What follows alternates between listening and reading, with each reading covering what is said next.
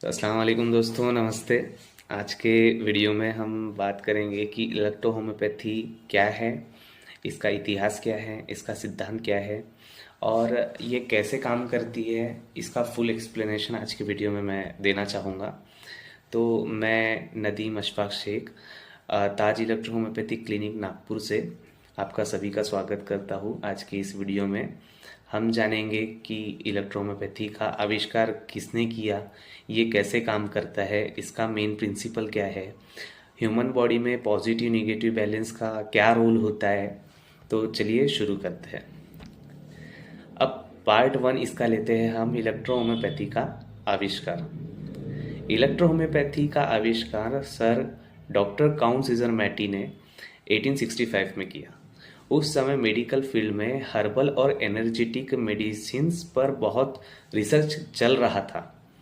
तो सर मैटी ने पुराने वैद्यों की यूनानी पैथी जो थी, आयुर्वेदा जो थी, होम्योपैथी जो थी और बॉटनिकल साइंस सबका अध्ययन करके इस चिकित्सा पद्धति को इन्वेंट किया।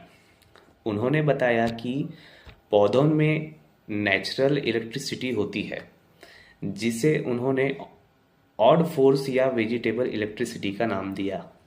इसी शक्ति को एक्सट्रैक्ट करके उन्होंने 115 पौधों से शक्ति निकाली और फिर 38 रेमेडीज बनाई।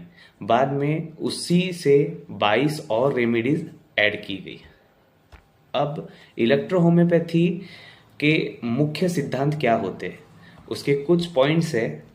Number 1, law of presence of electricity in vegetable kingdom.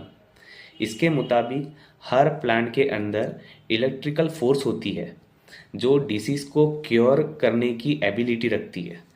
दूसरा पॉइंट उसका है लॉ ऑफ सिमिलर्स।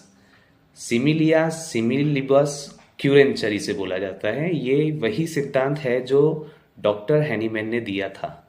जो रोग उत्पन्न करे वही रोगों को दूर भी कर सकता है, वही रोग दूर भी कर सकता है। मैटी ने इन दोनों सिद्धांतों को कंबाइन करके एक न्यू सिस्टम बनाया था। प्लांट की इलेक्ट्रिकल फोर्स, सिमिलरिटी प्रिंसिपल और इलेक्ट्रोहोम्योपैथी। अब बात करेंगे हम ह्यूमन बॉडी के पॉजिटिव और नेगेटिव बैलेंस के बारे में। इलेक्ट्रोहोम्योपैथी के हिसाब से हमारा शरीर भी एक इलेक्ट्रॉनिक स्ट्रक्चर होता है।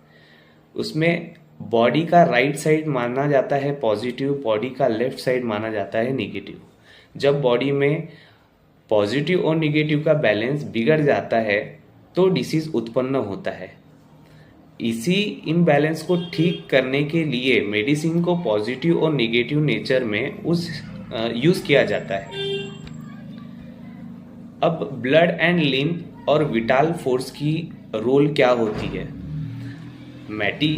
सर मैटी के हिसाब से बॉडी के दो मेन फ्लूइड होते हैं, एक ब्लड होता है, दूसरा लिम्फ होता है।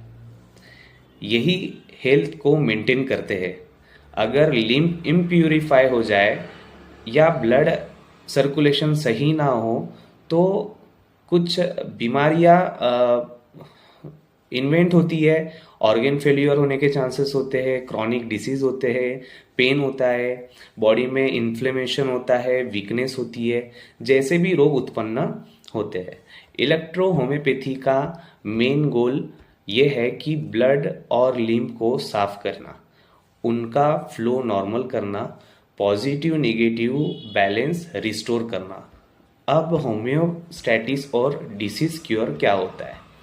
इस सिस्टम का मेन कॉन्सेप्ट है कि होम्योस्टैटिस बॉडी का बैलेंस और हीलिंग मैकेनिज्म देखता है। जब इलेक्ट्रोहोम्योपैथी मेडिसिन बॉडी में जाती है तो इम्बैलेंस करेक्ट होता है, बॉडी स्टेबल होती है, स्टेडी होती है और स्टेट में आती है और डिसीज ऑटोमेटिकली क्योर होना चालू हो जाता है। इसी प्रिंसिपल के वजह से डॉक्टर मैटी ने इस सिस्टम को इलेक्ट्रोहोम्योपैथी का नाम दिया।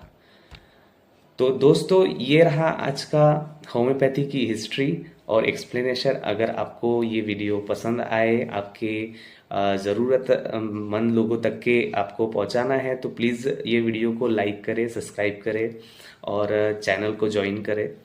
तो मैं नदीम शेख आपको इसी के साथ नेक्स्ट वीडियो में मिलूँगा। Thank you so much.